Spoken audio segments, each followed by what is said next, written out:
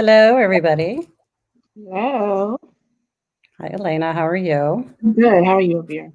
I'm doing well. So, hello, everybody. Welcome to Real Talk. I'm Abir Shinawi, and today I have my guest host. She is. Elena McCall. I'm excited to be here. I will be here subbing in for Doug today.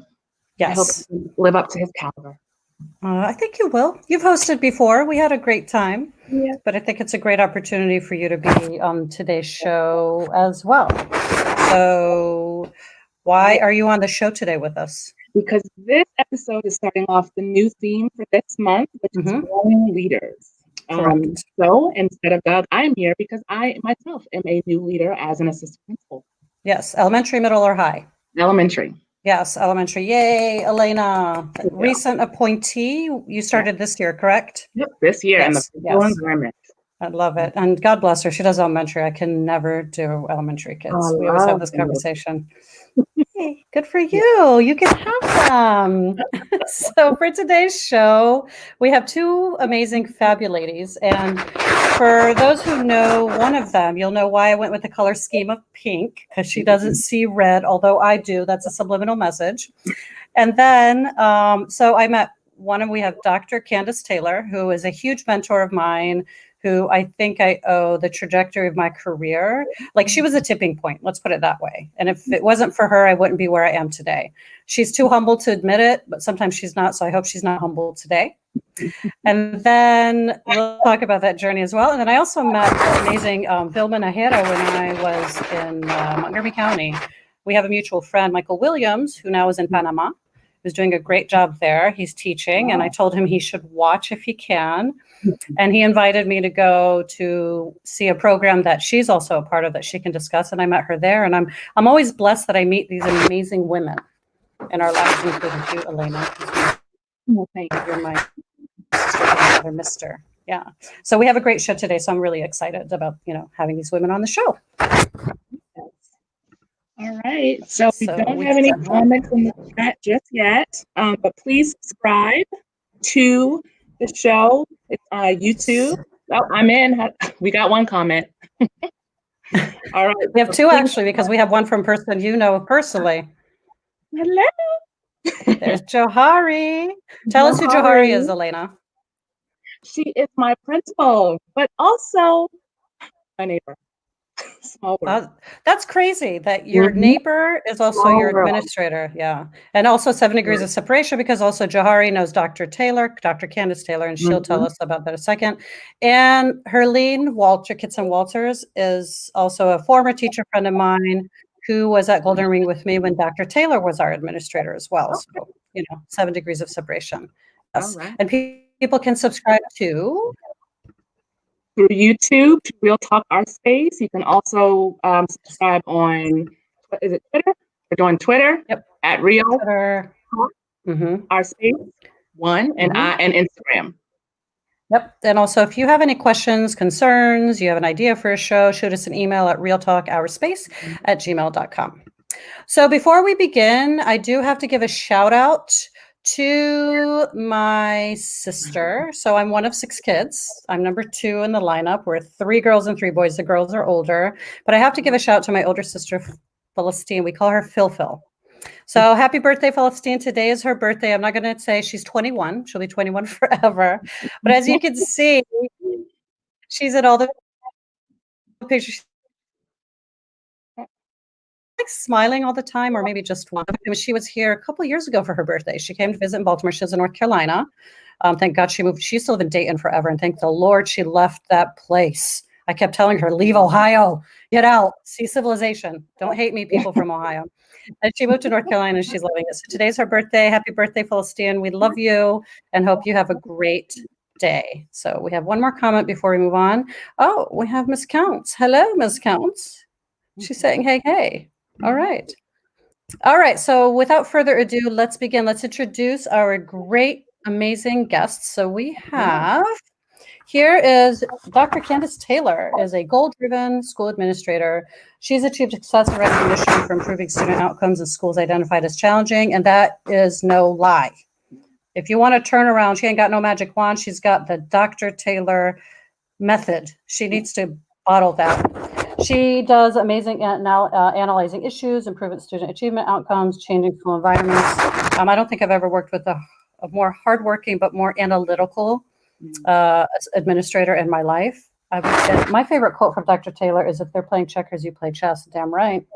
She received state level citations for her school transformation efforts and county level honors, including the 2018 Principal of the Year. There you go. That's that picture that I have with me and her, giving a shout out. I had to attend that one for sure, right? She has 20 years of active leadership in public and higher education, with the last 10 years focused on transformational leadership. She's also served as a teacher, assistant principal, assistant to the assistant superintendent, and principal. Dr. Taylor also works as lecturer, mentor principal for graduate students at Morgan State, and consulting principal for Towson University. I don't know how she does it all.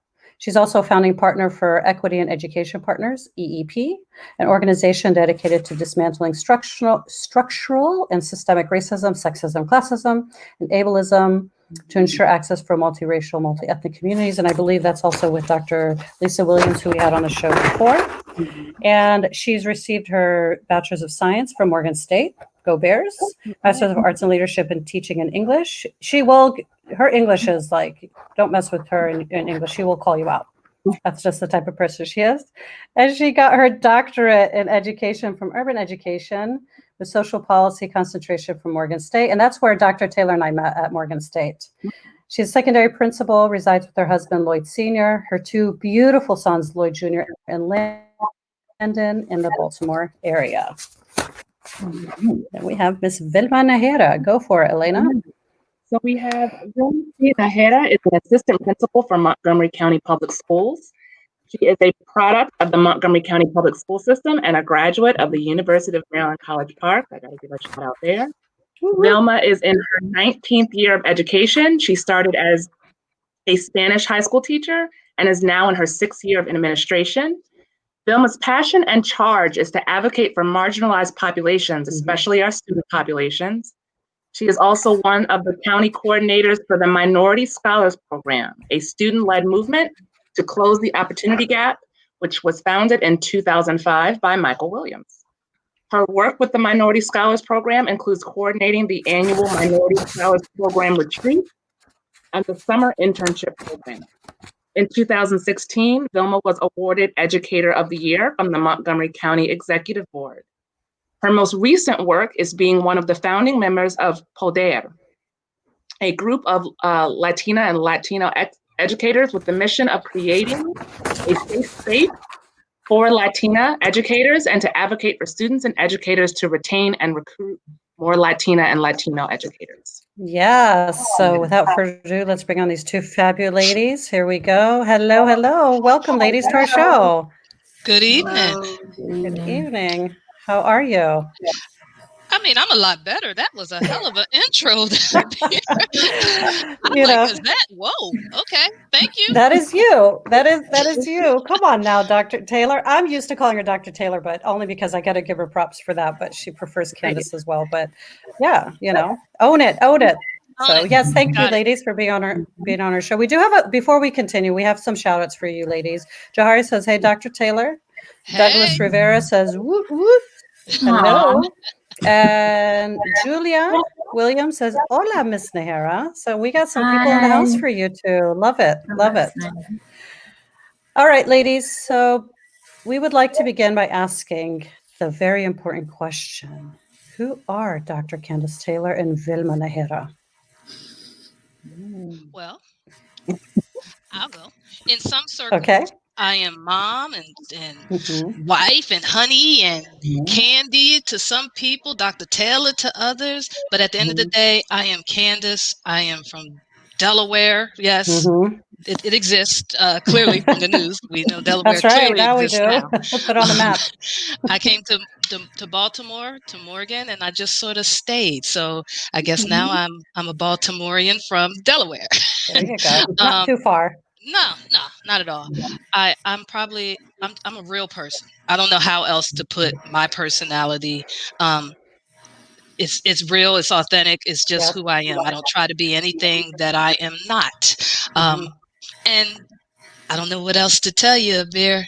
Like you said, I'm super humble, but I cannot be sometimes. No, not today. So She today I is. won't be. No. And I just look forward, and I'm so proud of you. I can't tell you how proud I am of you from our first meeting to now. You're still the same, but I think that's what changed your mind about hijabis. You know, the whole stereotype put me went out the down. window. I was completely lost on that. But now because of you, I am wiser, and I'm just Thank you. privileged to have you in my circle, and just honored to be on the show with you. So I appreciate that. Thanks, Kandice. I appreciate that. Yeah, you are the bomb, but you're just amazing. And as a Muslim, I don't know if I should be saying that on live, but that's all right. And your partner in crime, Lisa Williams, is saying, "Hey, Dr. Taylor." So yes, hey, y'all. I agree. Oh, let me get rid of these. Okay. So what? They I don't counts and outlaw. Thank you. Of course. They making my melanin blush a little bit. That's right. That's right. How about you, Vilma? Tell us a little bit about yourself. So I'm Vilma. I am pretty simple, pretty humble, I guess. Product of an immigrant family. My family is of Central American descent. Mm-hmm. I was from El Salvador. My dad's from Guatemala. An Army brat, so we traveled. Oh, cool.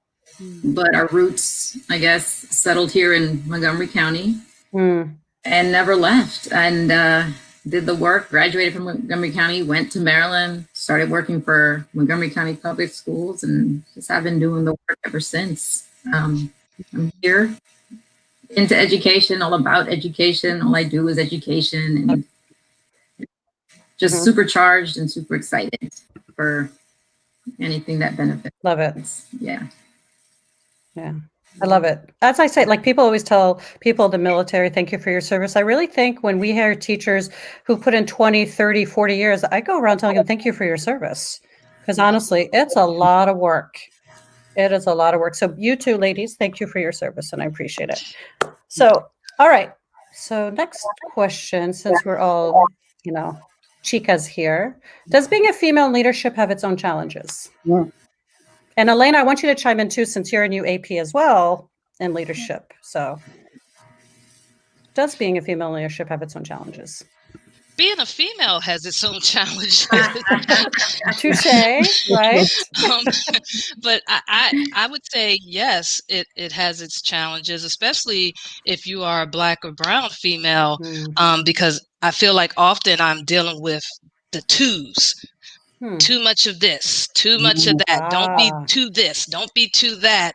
When I wish someone would have told me 20 years ago to just be you, because it's easier to maintain and easier as it relates to the stress in your life. But there are these expectations and there are these standards that sometimes and oftentimes don't apply to others. Point blank. That's what I'm on here for, right? To be real, real talk. It's real. Okay. Absolutely. I like how you said the twos as well. I've never heard that before. I'm adding it to my list of, isms that you've talked about. Too much of this, too much of that. That's powerful. Yep. How about you, Vilma? In my experience, it's all the intersectionalities, right, that come with being who you are and identity. And my challenge has always being kind of like the only one in the room. Like, where when we crave that representation or we crave being able to look at somebody in the room and just make this connection instead of being, that's tough, especially in certain spaces. But yeah, it's that isolation, that loneliness. Like, am I the only one? To your point about all the twos, right? I can't be too this, too that, because then I'll be too brown, too sassy, too this. It's real talk. It's you measure words, you check words, you check expressions, and Yeah. You overthink things, right? You sit there and you're like, wait a minute, maybe I shouldn't have said it that way, or I shouldn't have done it that way, or what are they going to think of it right now? Right. And it's that space between, and not even the space of being hyper visible and invisible. Yep. And sort of navigating where you're, like you said, Vilma, you're the only person in the room, and sometimes you take that like, okay, well, I'm in here, I'm going to be heard, and then you're not. It's like you're hyper visible, and then at the same time you're invisible when you could be in the same space. Right. Right. Yeah, and that representation is on point, especially when you're the first. They keep saying the first of this and the first of that, and yeah, it's big trailblazing though. If you think about it, you're setting down those roots. Yep. Wouldn't have it any other way. Any other way. This is the only way it's going to be. That's true. I agree. What about you, Elena? With exactly what's already been said. My experience too. I'm new to being an AP, but I came in a leadership role in a central office position, and that was an experience of being the only. In that space where you're hyper visible, but then your voice isn't heard. And so, in a field of ELA literacy, which is always seems to be headed and led by white women, it definitely is a situation where you wonder, you're questioned whether or not you know what you're talking about. You question yourself. You ask yourself, are you crazy? And so what I have found is absolutely, as we've already shared, you got to have a support system behind you. Yep. If you're in that space and you're the only, so that you can check in sometimes and have someone to bounce those ideas off of. Because am I crazy? Am I seeing what I'm seeing? Am I hearing what I'm hearing? Am I getting the reaction I'm getting? That alone will drive you. That's exhausting, and that's an exhausting situation to be in. Yeah, I agree. And finding that support is really something that keeps you sane. Yeah.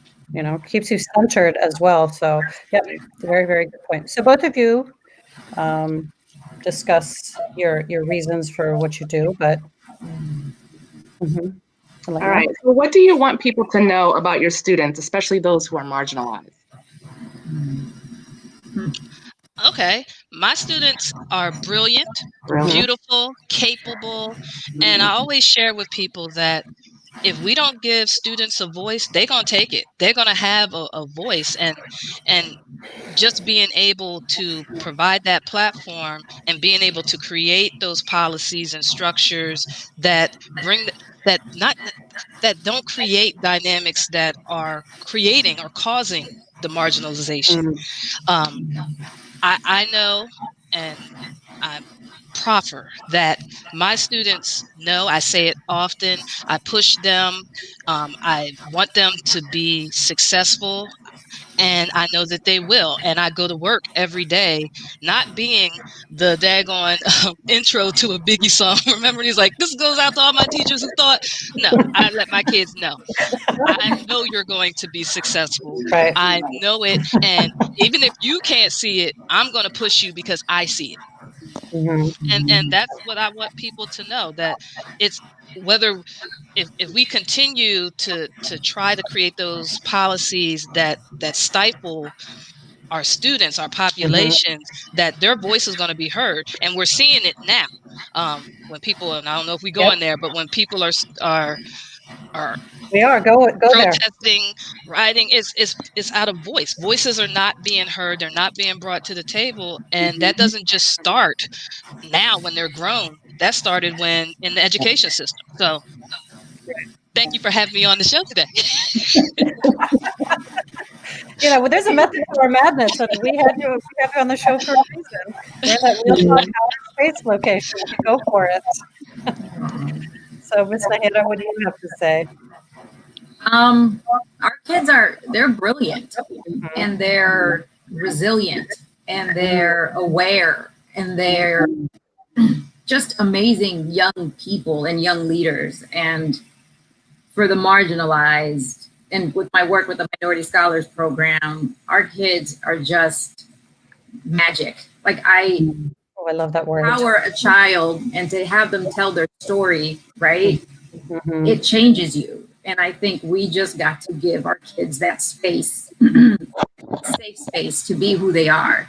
Right. And I think that know our kids are bringing so much to the table already, regardless of standardized benchmarks and these constructs that we measure children by. I think our kids have something to say, and they have the ability to move hearts and change people and other practices and policies and what goes on in the school building and what goes on in our institution as a whole. They just need to be heard and taken seriously. Like, talk to them, give them their space, and let you know, like, the real talk, like what's going on. We're forced to act because these are real. Like their experiences are very real. Yeah. And Elena and I were having that conversation before we started the show about how we, teachers unfortunately go in with the deficit mindset. These kids can't, or these kids won't, or these kids don't. But then we over shelter them or don't give them the spaces. And then, it's like this pot that's going to boil over. But we need to provide that for them, because I've seen you, Dr. Taylor, you don't coddle. You're straight out. You're a straight shooter. You're going to do what you're going to do. I'm not hugging people inside. You're not warm and fuzzy at all, which is great. I am. Okay. And then I've seen Vilma when she's talking about the minority stars, which she'll talk about later, but about having kids tell their stories. I don't think I was ever in a more amazing space than that. Like, our kids had so much to offer, like you both said. You said the word magic. You said the word brilliant. All of these words that these kids also have to hear them.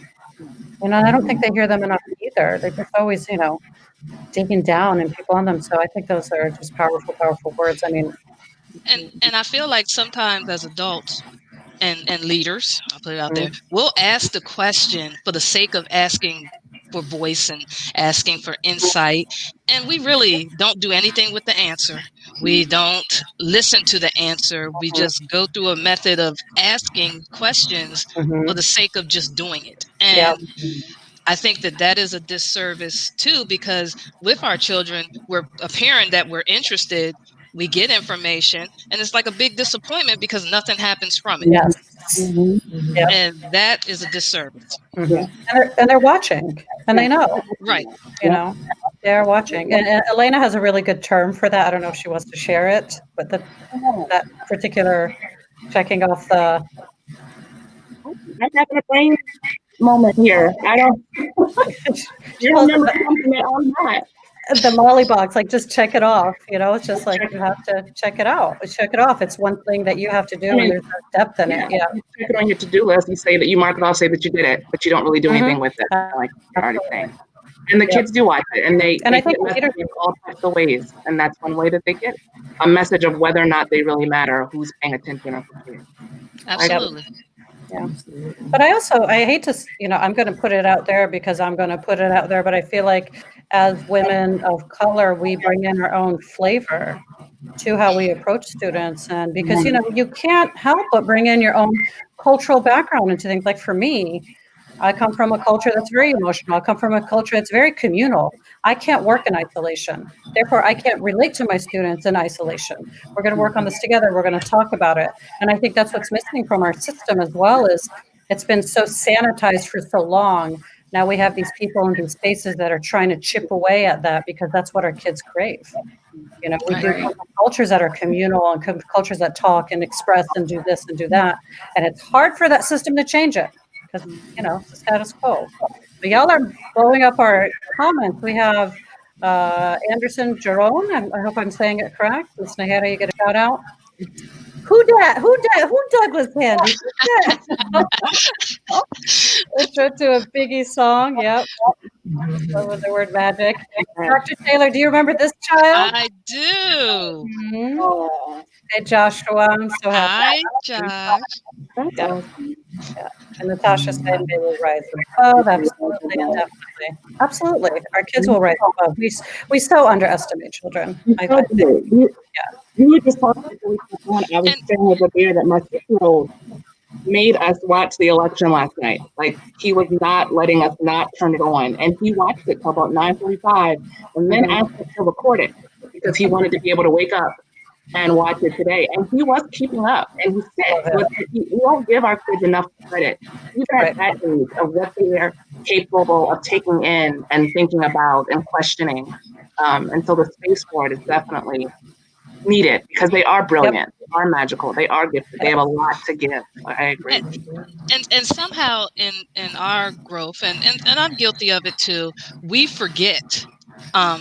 We've arrived at our middle class space and we have our stuff, and I think we forget what it was like when we didn't have, wasn't sure how we were going to get, where it was going to come from. And I try to make sure that I share my stories with children, and that I remind myself daily of what was and what needed to happen for me to get to this space, in spite of, despite of, and etc. So I make sure that when I'm talking to a kid, and I try to be as real as I could possibly be, because they need to know that I didn't always sit where I'm currently seated.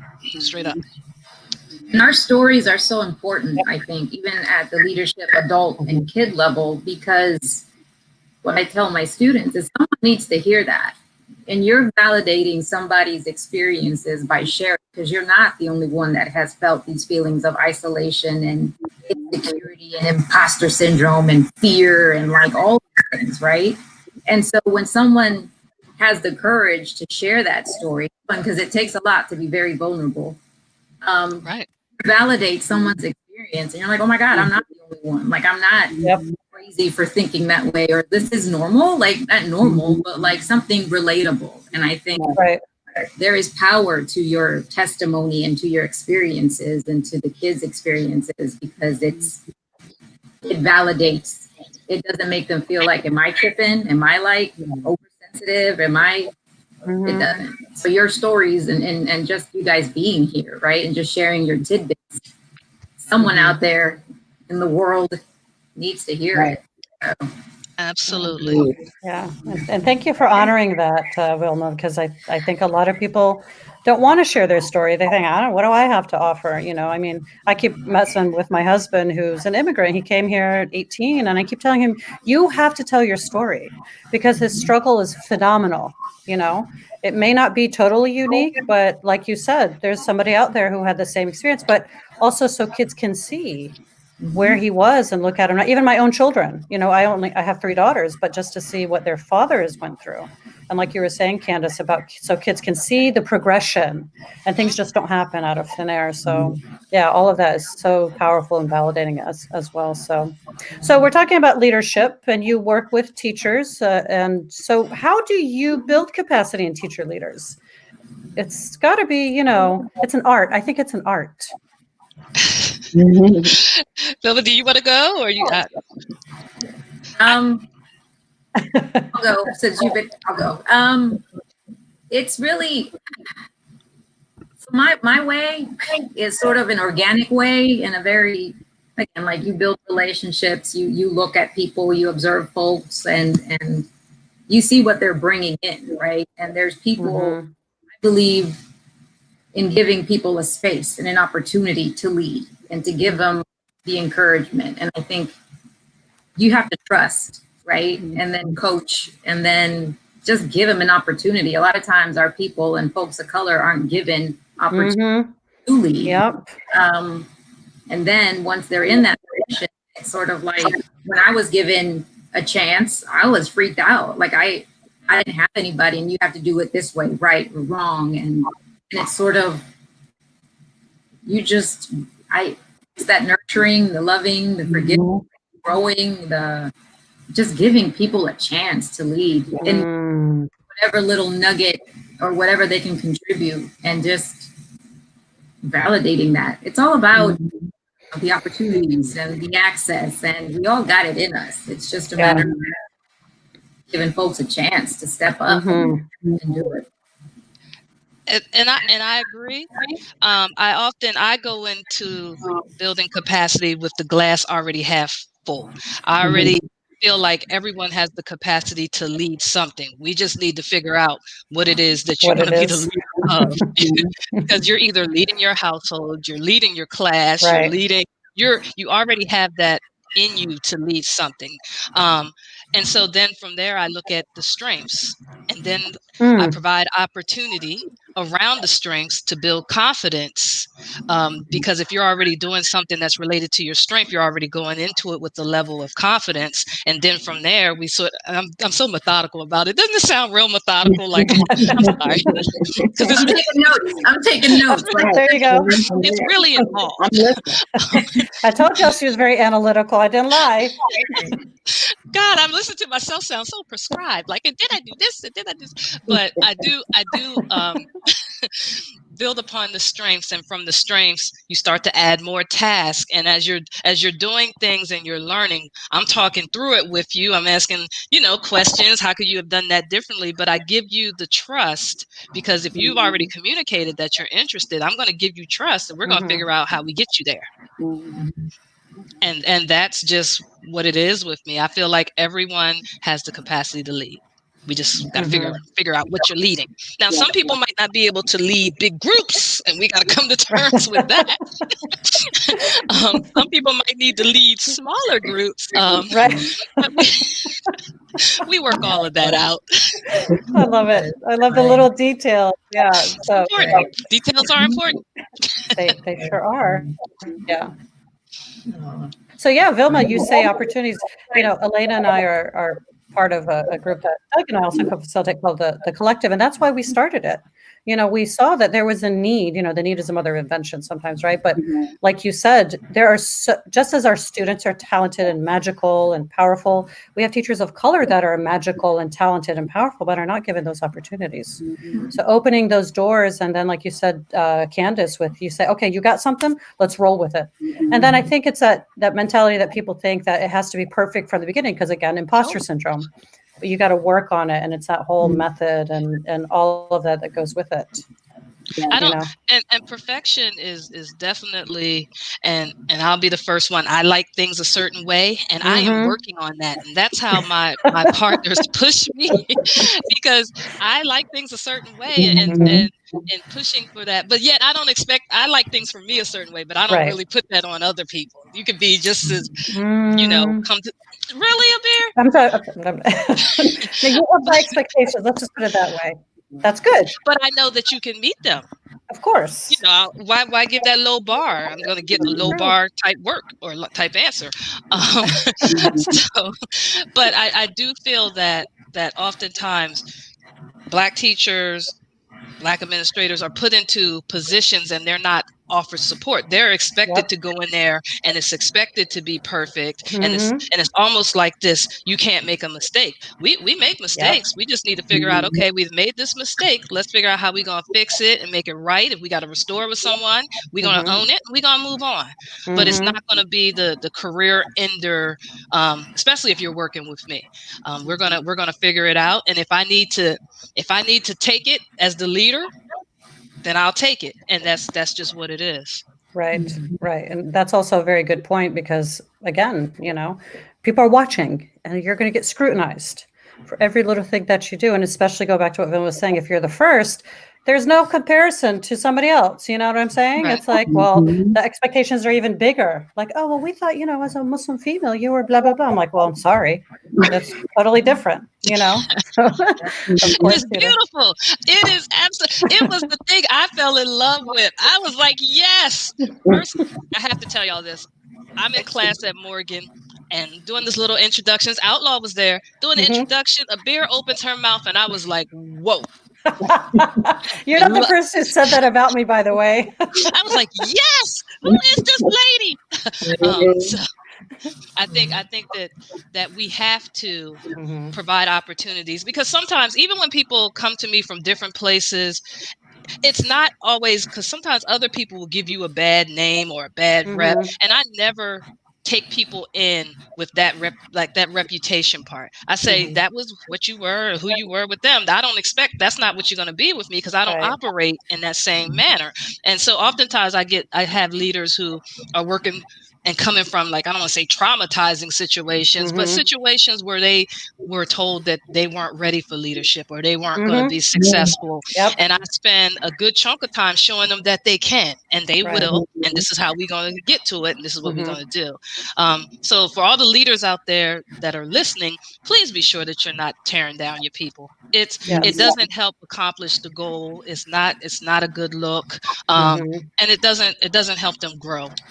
Yeah, I love it. So before we move to the next question, again, our comments are off the chain. So Elena, let's share some of them with us. So here we have. We got Dr. Taylor is always real. Okay. I think my teachers will be amazed that I'm a math teacher. Lisa Hahn is a phenomenal math teacher. She's hilarious, you know, of course. I love book queen. And one that Dr. T has not mattered very well. Of course, we have our friend Keith always chiming in. Oh, Keith. Opportunity and access. I like that. That's right. That's exactly what it is. Yep. We have Patty. That's the boss. I know. Yes. So, and, what's that? No, that's you. I'm not the boss when I'm around you. You the boss, not me. Notes. Kandice is surgical with it. Yes, of course she is. Though Lisa says, this is great. I really like this. Dr. Taylor saw something in me that I didn't see in myself, and she made me want to do more. Wow. That's it right there. Yes. Yeah. So we do have a question for you two ladies from the audience. Douglas. Yes. Who did Kandice and Vilma credit with developing them as leaders? I like that question. I would have to say my circle and people trusting me to develop them as leaders. I've worked in 3 different systems. I can't say that I've had one person that I can name that was the instrumental guide. I had a lot of examples of bad leadership that served as a guide. But I would have to say it's my sister circle and people who trust me to lead them, who I say, check me. If I'm wrong, check me so that I can be better. I'm not going to stand before you and say I have all the answers and know everything. That's just crazy. So I learn from people each and every day. So that's who and allowing me to, I won't say experiment, but just push them beyond what they thought that they were capable of doing, because it's also pushing me. Win-win. That is true. Win-win. My mother, first and foremost. Oh, I love that. She just, I know, but she just, there was never an excuse for why not for me. Like, I was like, I want to be an assistant principal. Okay, why not? I'm like, okay. Yeah. Like, you know what that means, right? You know what I mean? Right. It was always that. And just to what you were saying, Kandice, you have this love circle, a circle of your trusted folks that you lean on. And I've been blessed to have people who saw something in me that couldn't articulate. I couldn't tell you what that was, but they would say, you know, Vilma, you should. Whatever. Like, I'm never leaving the classroom. I'm never selling out. I'm never doing it. It was always stay in the trenches. The kids where it's at. This is where the impact is, right? And but it's just been, I've been truly blessed to be in spaces and in schools where people are like, hey, Vilma, you should consider this. And instead of and that access, it's like, you should try this out. And I'm like, but it was that, I think, that developed me as a leader. And like Shakira would say, the inner she-wolf will come out, right? It's like, wow, look at me and everything that I'm able to do. And it just goes, you know, from there. But yeah, that's great. And the energy you get from the people around you. You know, we have a saying in our faith that says, you know, tell me who your friends are, I'll tell you who you are. And that's like legit. You know, if you're going to run around a bunch of loser, you're going to be loser. But if you run around the strong and with the right group of people, you know, you feed up. But again, I think it goes back to us being communal. That's who we are. You know, that's the strength that we pull from. But I think that's great. But a couple more comments before we have Elena asking the next 2 questions. So Keith says that eternal feeling that you can't make a mistake is real. It's something that is implied when we gain leadership roles. Absolutely. And sometimes it's not even implied. Sometimes it's flat out blatant, oh, you did this, and this is the slew of things you're going to go through. Go ahead, Kandice. Especially if they didn't think you belong, or whoever didn't want you in the position to begin with, or that, you weren't their first choice. So it then becomes even more involved, and that feeling, I think, is intensified because it's not like you don't feel that or know that. So you're trying to operate around and through that. And you become hypersensitive. True. Yep. And probably overthink things and do too much, as people would say, and then it then falls back to whoever's leading you to be able to say, hey, like, it's not about that. You're here because I want you here. But sometimes leaders, we don't do that. We don't build that in people. Right. And one layer I would add on to that is, as leaders, as growing leaders, you're tasked with helping Black and brown kids, right? Like, what are you going to do for the Latino population? So then there's that added burden, right? Like, I do right by my kids because these are my kids. Yep. As a leader, and I don't want to fail them. If I fail them, it's that added pressure, right? Right, for our most needy, our marginalized, and it's like I'm them, so I got to do right, and I got to do, you know what I mean? And it's that added pressure on top of that. Yeah, what they used to call like the white man's burden, now it's like the Latino's burden, or the Black woman's burden, or whatever. It's like, but I hate calling it a burden, but I know what you're talking about, Vilma, because it's like, again, it's putting people in a box, and you become this monolith. They see Kandice, they're like, oh, well, why can't all Black administrators be like Kandice? Or they see Vilma, they're like, well, why can't they all be like that? It's like, we don't look at every Karen and say, why aren't you all the same? So it's got to be that different piece. Kendra, Dr. Taylor says you're correct. We must always center our lived experiences in our work. Absolutely. Our stories are the framework for authentic community building, which I think is what we are lacking 1,000% in the system right now. You cannot be an educator if you don't know the neighborhood your kids live in. You don't eat in their restaurants. You don't shop in their stores. You don't hang out with some of the places they may hang out, or something. It's not like it's not bedroom community. You go to work and then you just go home. So I think that's a very important piece that we have. So good point. So we know that both of you are involved in things. So Elena, let's ask about Vilma's first one. All right. So describe the work of Najera, right? I think Najera. That is what Vilma is working on. And then Kandice, for you, the work that you're doing with equity and education partners. Yes.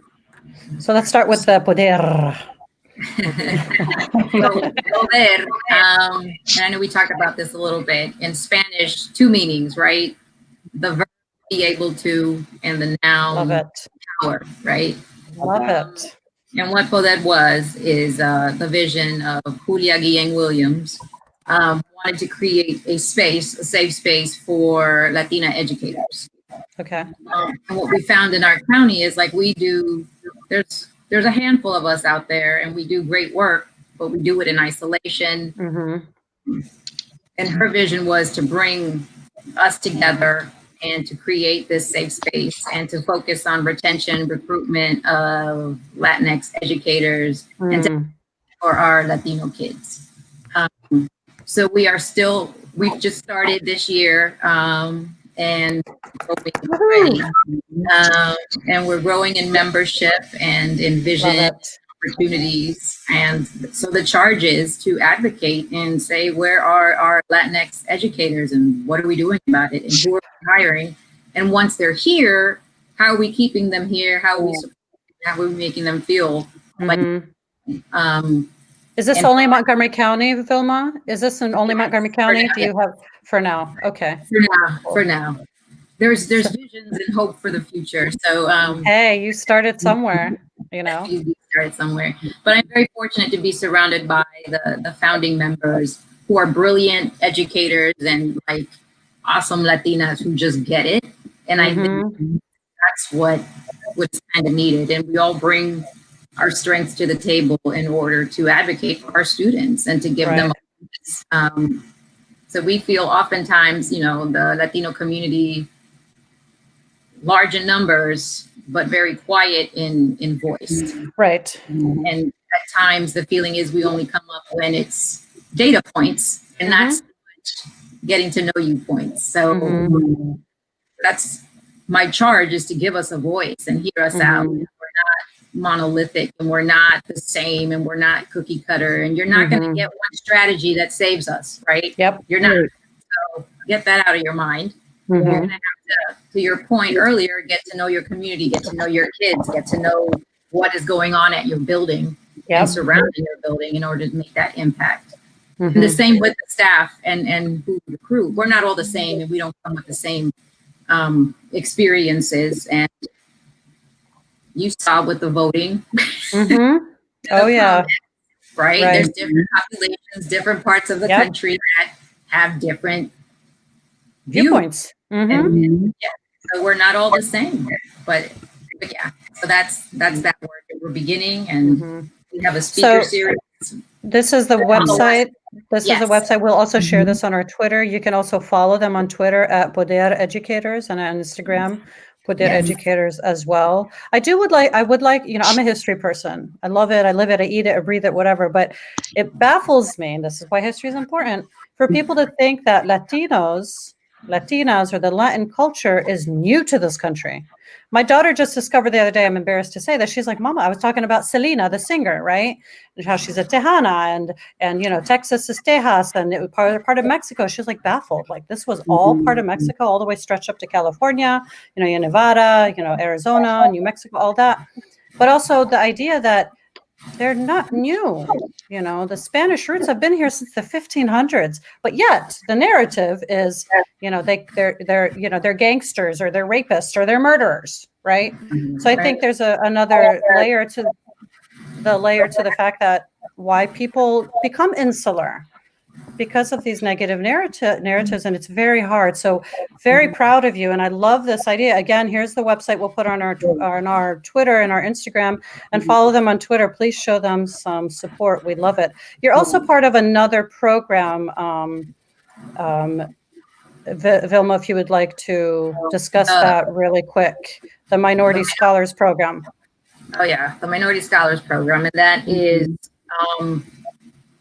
a mind-blowing, life-changing, institution-altering movement led by students. And they are student leaders who are attacking the opportunity gap and issues of race at their schools. Like, in your face, doing the work.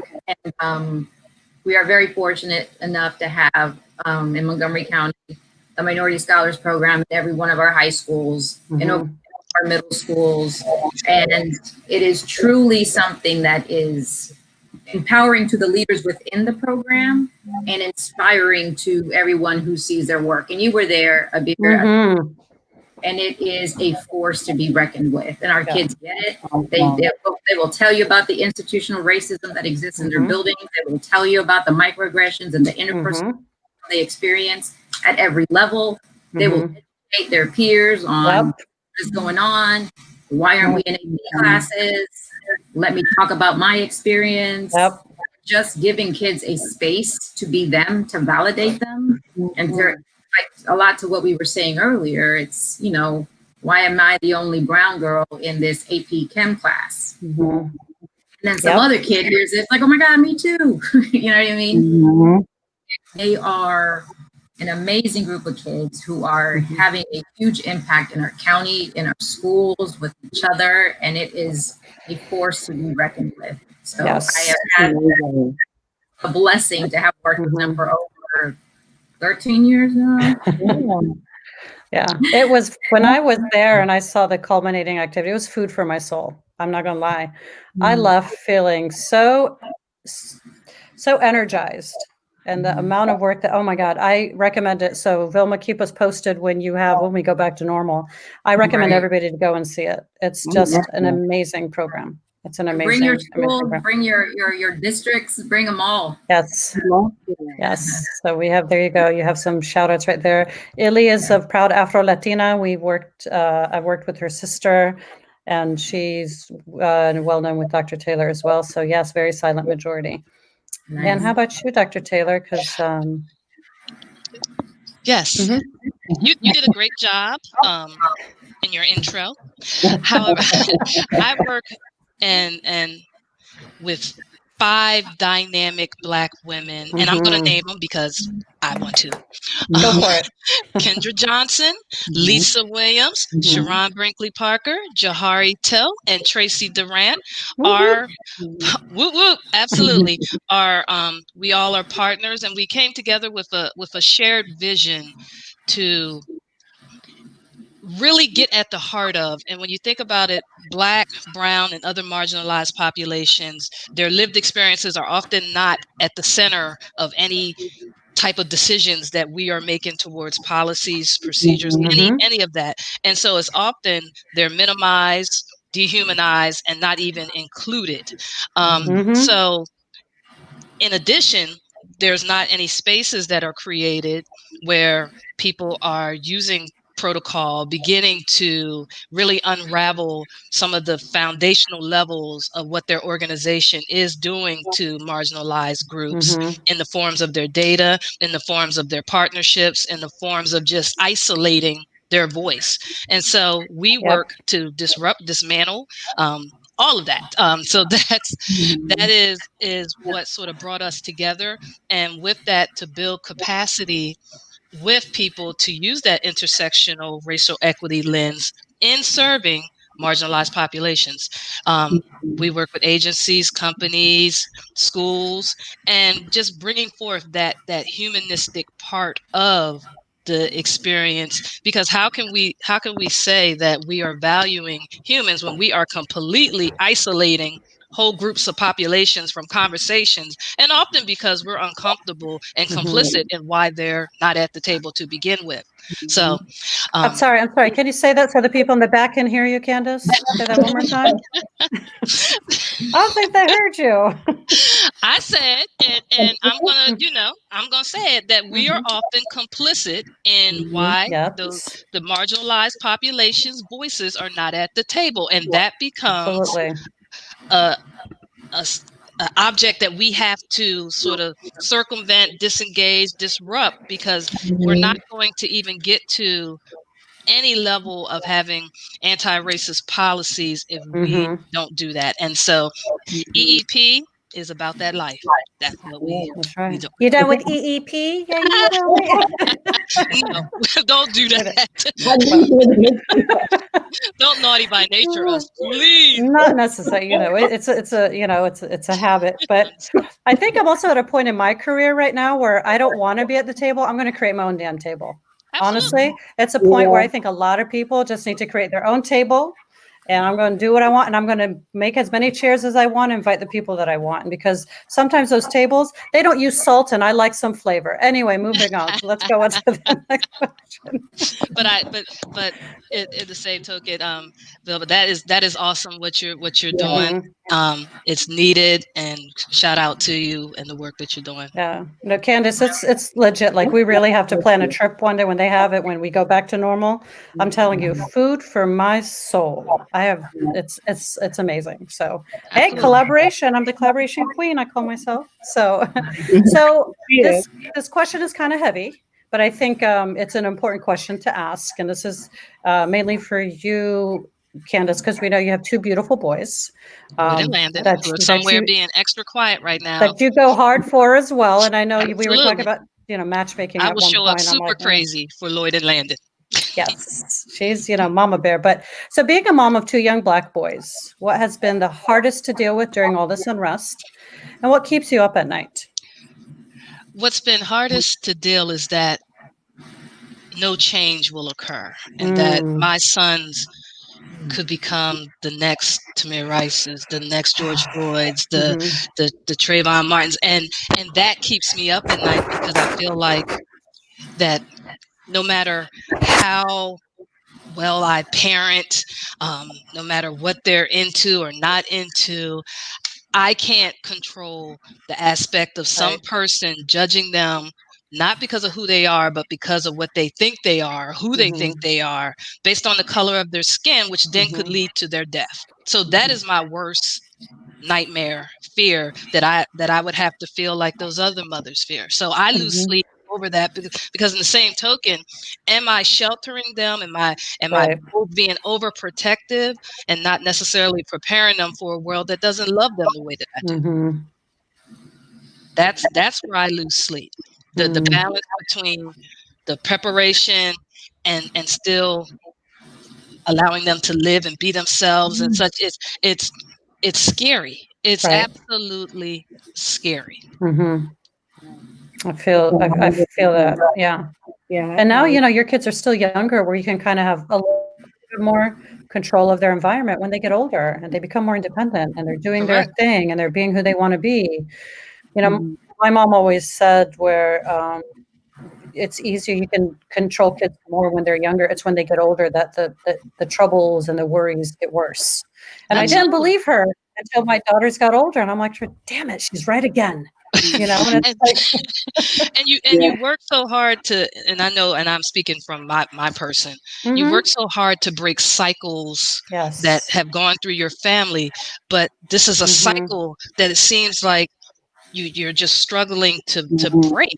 And what and that's, you're asking me this. EEP gives me that venue, that to make me feel like I am doing something that can change the world and possibly change the trajectory for my own sons. Yes, I know. And So Lisa the work has a is not son. just work. It's real. It's real. It's real Personal. life. Yeah, it's Yeah. real. Right. I think So, that's 100%. 100%. I have one boy, young, but 100% what you said, the balance of, even when you said who they want to be when they get older, will they be able to be that? I even struggle with helping him be who he wants to be now, because he gets messaging now that tells him who he is just because of the color of his skin is not right. And that's, I 100% understand that, how to help him see the beauty in that he is when the world tells him otherwise, but also balancing how to keep that innocence, right? I don't want to take that from him. He's 6. He deserves to be a 6-year-old, but then still having to teach him about the world that he's growing up in, because they see the messaging early. I mean, I think TJ was seeing the messaging as early as 3. He was asking me questions about, why don't people like people with brown skin? Why, that are we considered bad? Those questions came early. Right. Yes. So I lose sleep over it myself. Right. The internalization as well, as those are the factors you have no control over as well. You can't control what they're feeling and they're thinking and how they're doing. And then when they get into that funk, you're like, gosh, how can I help them? Break it. And I think that's the non-tangible items are really also what, I feel for, women who have sons. I have daughters, and I'm not saying it's any easier, but it's tough. It really is tough. So, power to all of you ladies out there, mothers of babies and young men. But Illy is saying, definitely bring poder to Baltimore County. Yes. So we may have something going, Vilma. Absolutely. So we love having you two. And before we move on, I got to give our place a shout out. Remember, you can subscribe to our Real Talk Hour Space on YouTube. You can follow us on Twitter and Instagram as well, or send us an email if you have an idea or some guests that you would like to have on the show. We love ideas. Now, if we don't like it, we'll tell you we don't like it. We'll just move on. So, so we all end off our show. Yes, I will. With our two famous questions. So Elena will ask one, and I'm going to do the one. I pray that Doug doesn't kill me for doing it wrong, but I'm going to have Elena do this first question, then we'll end it off with the last question. So go ahead, Elena. All right. So which artist would you have perform an album about your life, and why? What would the album title be? So, I'm like music queen. Like, music is my thing. So my favorite artist is Prince, but Prince couldn't do my soundtrack of my life. Keith, did you hear that? You have another huge Prince fan. Just couldn't do it. So I would have to go with the Carters. And I say that because I would want the Carters and guests. Jay-Z, Beyonce, the Carters. And guess why? Because I get grown music. I get a little bit of ratchet in there because we have our moments. I get my R&B side, and I get the edge in my life that Jay would probably represent. That because it wasn't always an easy life. And I think the title would be "The Greatest Story Never Told."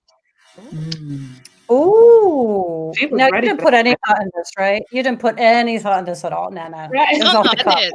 I thought about it because I was gonna. Yeah, I thought about it, but that's where I'm landing. All right. So the greatest story never told. Is that what you said? Yep. I love it. Okay, Carters, if you're out there, hit her up. I can give you her number. Oh, it's going platinum. I mean, absolutely. It's true. It's going to be platinum. You're going to do a Beyonce. It's going to be platinum even before it drops, right? Oh, People are going to already. Absolutely, love it. Love it. We have to get the monetary part of it. I'm going. We got to get a Grammy or two. So yeah, that's what I would do. That's right, Grammy or two. But also, Kandice is also a sneakerhead, so she has to compete with my sneakerhead obsession as well. Oh yeah, I'm get that money. I'm a '90s hip hop person all day. All right, Vilma, what you got? The question. So I musically, I'm stuck in the past. I haven't passed. Maybe the most recent music I have is like from 2010, but I do love Miss Whitney Houston. Okay. And Miss Tina Turner. Yes. Just Miss Whitney, may she rest in peace, is not. If she were alive, she'd sing for me. But Tina knows. She gets it. She has that like. She knows. She has an inner fire, Vilma. Right. Yeah. Just live life. So she can. She's overcome, right? So it'd definitely be Miss Tina Turner. Okay. Ooh. And what would the album title be? Does it have to be an original from my life, or can I just take one of hers? Why don't you mix them up? It would have to be Miss Tina singing about like a si se puede. Yourself. You better be good to me type vibe. Got it. That kind of vibe. Yeah. Got it. You could just call it Podera. That'd be great. That's simple right there, That is just like Prince, one word or a symbol. Boom, you're done. I like it. I love it. It's mine. I'm writing it down. I love it. Simply the best. That's what you got, right? Vilma. Doug says he's pre-ordering that album. Okay, I see. Doug. Yeah, he's pre-ordering it as well. And great. Thank you, Herlene. We like that question too. Hey, Miss KW.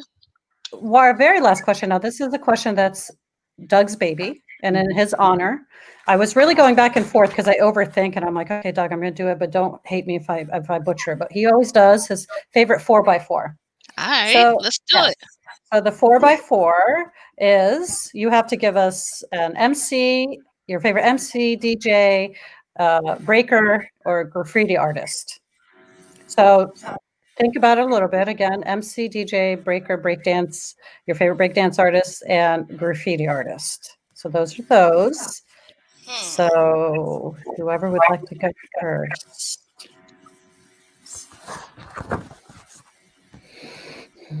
All right. You gonna put the choice like you took the graphic there you go. Sorry. So the visual learner. Dondi is my favorite graffiti artist. Oh, cool. Because I have an uncle named Dondi, and he's often the pretty bright colors. So I like Dondi. Hip hop DJ, I would have to go with right now, hip hop DJs, maybe you could do DJ old Clue. School. I'm gonna go DJ Clue. Okay. Hip hop B-boy. I'm gonna have to go Turbo. I don't know if he's considered a B-boy. Get my Turbo on. And hip hop MC. So right now I'm hearing in my household Busta's playing, Nas is playing, Jay-Z's always playing. So right now I am going to yield to, and this is going to sound crazy, but Chica. and Rhapsody. I'm gonna go on the female side because they're giving it to us right now on a different level without the aesthetics of all the extra that go with it, just straight rhymes. Very well done. Thank you, Dr. Taylor. Yes. So, Doug, before Vilma, Wilma, you'll have time to think about it too. He's like, y'all got this. And he's like, Turbo. What do you think about Turbo? And of course, Lisa from the Peanut Gallery, she's feeling like, because you are an old lady, you're still stuck on Michael Jackson. Move on, Lisa. Yes. There's nothing wrong with Michael Jackson. No, there isn't, actually. So what do you got for us, Wilma? What do you got for us? I'll bring up the image again. So for visual learners, graffiti artist, hip hop DJ, b-boy, and MC. Okay. Or b-girl, hip hop b-girl as well, either one. Okay. So my brother growing up was the best brother in the whole world musically. Aww. He dabbled in so many genres and stuff. So I just remember growing up or being young in the basement, and he would have these phases of music. It was like soul, R&B, drum and bass, hip hop. So like whatever movie in, I was stuck in the basement with him, and he'd be like, listen to this. So as far as graffiti artists, I ain't gonna lie, I don't know. I'm not that cool. The second one was sorry, let me bring it up. So DJ, my brother DJs. So yeah, DJ Mezcla. Shout out to my big bro. Mezcla is mixed in Espanol. So he's my fave. Okay. I'm gonna have to steal from Kandice because I don't remember anything except breaking. What was the guy's name? Shabadoo? What was his name? Yeah. We had the VHS cassette. It was on all the time. Oh my God, a VHS throwback. Right. And you just have an MC. MC. I just remember my brother listening when I guess this was in 2000. We were still in college back then. KRS-One. Oh yeah. And it was again, I'm stuck in the past. Anybody new, you'd be like, that's classic. Yeah. Oh yeah. So I just remember jamming to that CD back in the day in the basement. So I love it. So that is great. Yeah, KRS-One is probably always mentioned somehow or other in our 4x4. So I have to say, according to Douglas, Kandice, you made it to the final. Right. There you go. Woo, you made it to the final. So, that's good. And then we have this Kitson Wall. I love this lady so much. It's like I never heard of any of these people too. This is so funny. So Corey Kevin, I love this comment. You ladies who will keep America great always. I believe that's my husband saying that. So I appreciate that as well. So, every good thing has to come to an end, and we love having you two on the show. We will put more information up on our Twitter and our feeds. So one last comment, shout out to Vilma's brother on the Wheels of Steel. KRS-One is always a fine choice. There you go. You get that shout out, Vilma. There you go. I'm gonna tell him. That'd be great. So thank you, ladies, for being on our show. We appreciate you sharing your wisdom, your reality, your truth, and be strong. We love it. Thank you, guys. It's been great. Thank you, ladies. Thank you. Thank you, ladies. All right, we'll see you soon. Have a good night. All right, you too. Good night, ladies. Good night. All right, Elena. Right. That was fun. It was. A lot to listen and learn. And that's what I always say, So thank you for being on this ride with me today. So next week, we changed our setup for our show, and we'll be every 2 weeks. We'll be having a show. So our next show won't be until November 18th. And since you and I co-host it, it's going to be a brother show. And our friend Keith Lewis, who we have a nickname for, will be co-hosting with Doug, and they will be continuing with the Unstable Growing Leaders as they discuss hip-hop, leadership, and Black male teacher speaker series, which I think is going to be very exciting. So very good. Yes. So we got some class from Natasha. And then last comment, the ladies took over tonight. We sure did. And I'll do my fake hair flip. There we go. So again, everybody, yes, we will have Elena on again for our show because I think she's fantabulous. She's one of my most favorite humans. Thank you. Again, follow us on YouTube, Real Talk Our Space, also our Twitter and our Instagram handles. And if you want to send us an email, realtalk@gmail.com. And I think we have a good show tonight. And if you haven't watched it, just show it on watch it on YouTube, and it will be there. All right. So as of right now, our music is produced by Corey Carter. You can follow him at Mr. Carter Teach on Twitter for all of your music needs. He's also a Montgomery County person, but also we like to think that he was part of Baltimore County as well. So one of our famous, awesome people. All right, everybody, have a good night. We're going to leave you off with our amazing music. Good night. Good night. Bye, Elena. Bye, everybody.